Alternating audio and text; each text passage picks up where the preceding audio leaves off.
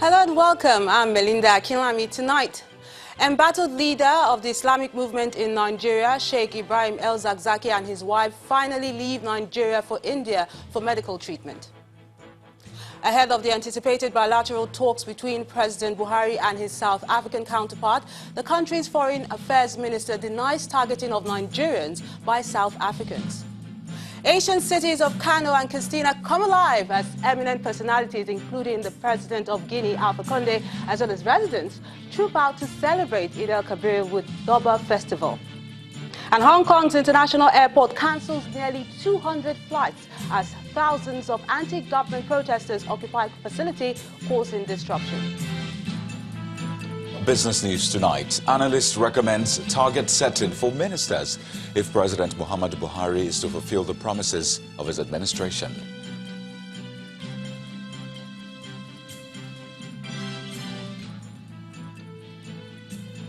On sports news tonight, Super Eagles forward Henry Onyekuru joins French league side AS Monaco on a 5-year deal.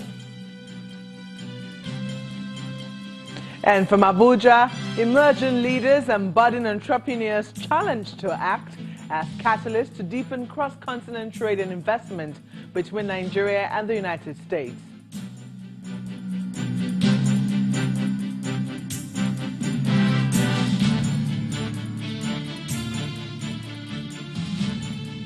The embattled leader of the Islamic movement in Nigeria, Sheikh Ibrahim El-Zakzaky, and his wife Zinat are currently on board a flight to India, where they are to undergo medical treatment.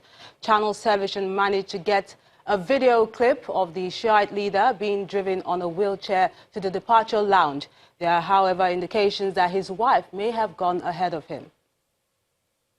Now, this picture...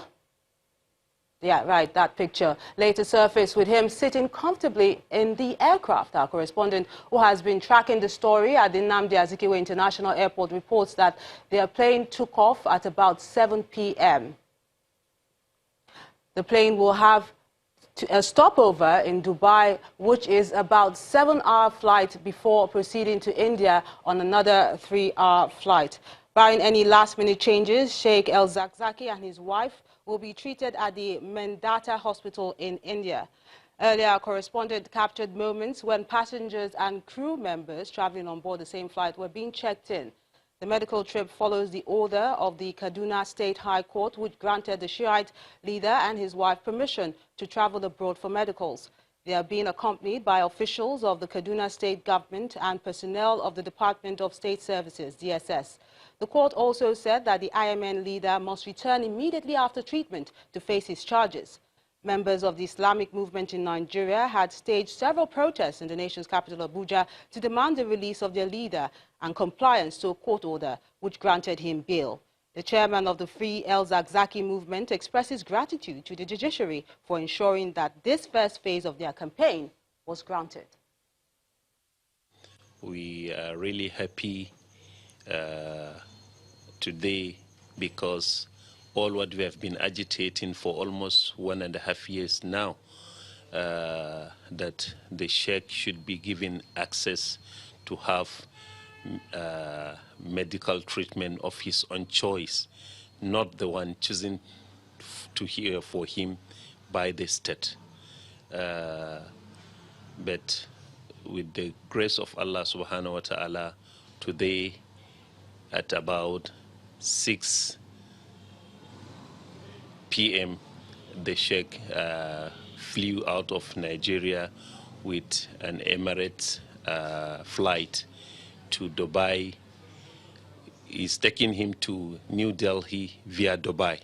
So we hope that he goes there safely so as to start his medical leave as granted by the Kaduna State High Court. This shows the independence of the judiciary. To security matters now, the Nigerian Air Force says it has recorded more successes as its air task force has neutralized several Boko Haram terrorists at Isa, located on the fringes of the Sambisa forest in Borno State. A statement by the Director of Public Relations and Information, Air Commodore Ibikunle Daramola, says the operation was carried out after a series of intelligence surveillance missions established that the location was used as a base by the terrorists to launch their attacks. According to him, 3 Alpha jet aircraft were deployed to the location and the terrorist tactical base were destroyed in the airstrikes, with several of them killed. And outside Nigeria, South Africa's Minister for International Relations and Cooperation, Dr. Ndandeli Pandor, has described as false reports of targeted killings of Nigerians in her country. Dr. Pandor explains that everything is being done to protect and improve the long-standing relationship between Nigeria and South Africa. She was reacting to the 7-day deadline given by the National Association of Nigerian Students for South African businesses to leave Nigeria. Our South Africa Bureau Chief Betty Dibia has this report. Minister Naledi Pandor's briefing was originally on an impending state visit to Tanzania and other SADC matters, but probably realizing she had Nigerian audience too, she broadened the scope to the threatened protests against South African interests in Nigeria.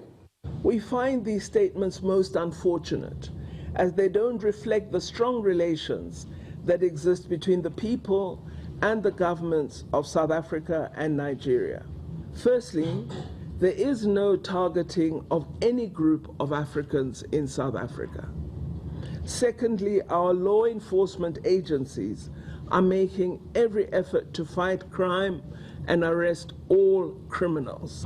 We have investigated some of these crimes. We have established then that 16 of murder crimes committed in South Africa, now it's not allegation because we have investigated it, are committed by Nigerian nationals against Nigerian nationals in South Africa. That includes the murder that has taken place about a week or two in Western Cape, which falls within the taxi violence, that we have arrested 2 Nigerian nationals against the murder of that Nigerian national. The minister says South Africa is comforted by assurances given by the Nigerian government on the safety of South Africans and their businesses and property. She also extended an invitation to Nigerians aimed at reciprocating the assurances that the Nigerian government has given. I'm hoping that with the support of our High Commission in Nigeria, we'll be able to invite to South Africa some of the leaders of student organizations leading the calls for protests against South African businesses in Nigeria, to visit South Africa, to see for themselves that many Nigerians live in peace and harmony among South Africans. That President Muhammadu Buhari has accepted South Africa's invitation for a state visit in the first week of October is no longer breaking news. But many say pleasant will be the news of breakthroughs in efforts to improve respectful and more evenly beneficial relations between both countries, especially pushed through a more vibrant binational commission. From Johannesburg, South Africa, Betty Dibia, Channels Television News. Back home in Nigeria, it's the day after the Eid al-Kabir celebration, and Muslim faithful across the country are still in a festive mood. In some northern states, the Durbar festival is another round of fiesta to showcase the rich cultural tradition of the people. It's an age-long tradition that comes with color, pomp and pageantry, and in Kano State, horse riders, district heads and other traditional title holders under the Kano Emirate, led by Emir Muhammadu Sanusi II, enjoy the beauty of this year's Durbar festival in honor of the President of Guinea, Alpha Condé. Our correspondent, Idris Jibrin, has this report. It's celebration time in Kano Emirate, and the people know exactly how to do it.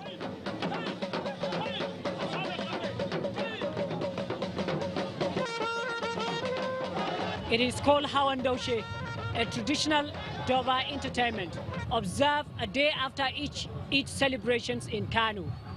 It is relentless in motion, splendid in color, and interesting horsemanship.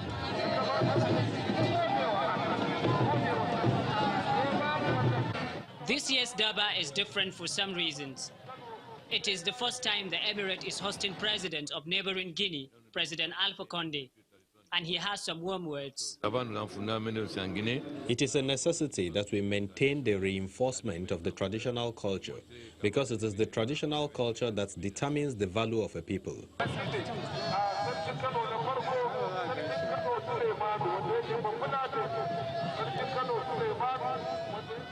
Unlike before, it's only 8 district heads under the Kano Municipal Emirates are here, following the creation of 4 additional first-class emirates.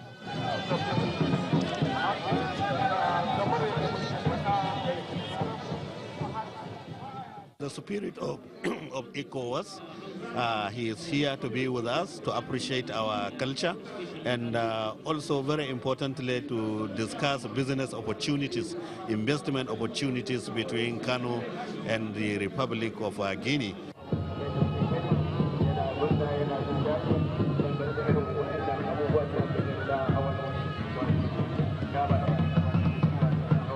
Next, the chairman, Council of Kano Traditional Rulers, Muhammad El-Zakzaky, leads the colorful train out to pay homage to the visiting president, the state governor, and other foreign diplomats.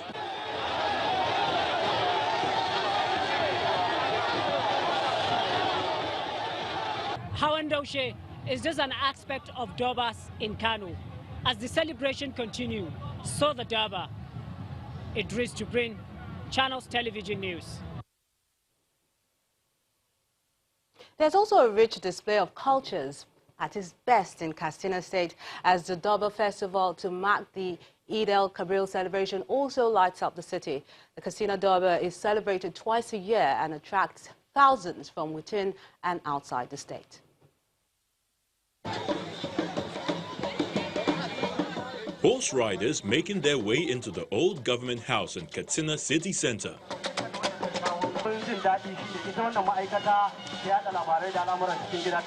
It's a celebration of the people and their culture.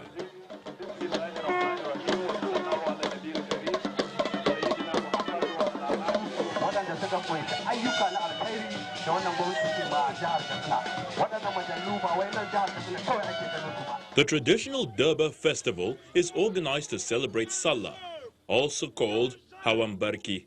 The event, which is celebrated twice a year, attracts thousands of people from within and outside the country. It kicks off from the Emir of Katsina's house down to the Katsina Old Government House. In line with the tradition, the essence is for the Emir to pay homage to the state governor. Historians trace the beginning of Hawan Barki Durbar to 1907, during the reign of the Emir of Katsina, King Muhammadu Diko. Since during the colonial era, the Emir used to come to this place to see the white rulers and pay homage, drink tea, yellow, and then they go back. So it's an annual traditional event. Although the culture takes center stage during the festival, government also used the opportunity to speak on some of the priority areas to be given consideration in the coming months. A meeting of stakeholders and the representatives of the bandits was held here in Katsina with a view to address the continuous escalation of the banditry activities. We also agreed that henceforth all other activities of the soldiers will continue in order to protect our population. The Emir of Katsina links the high rate of insecurity and other related crimes in the country to the adoption of unwholesome practices.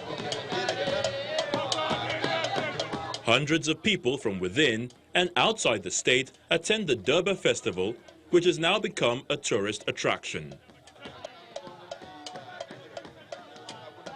In part 2, after the break, we turn our attention to the issue of the debate about the quality of graduates from Nigerian universities. And we have a former Dean of Education, University of Lagos, Professor Duro Ajayalemi, to examine this issue. Join us again.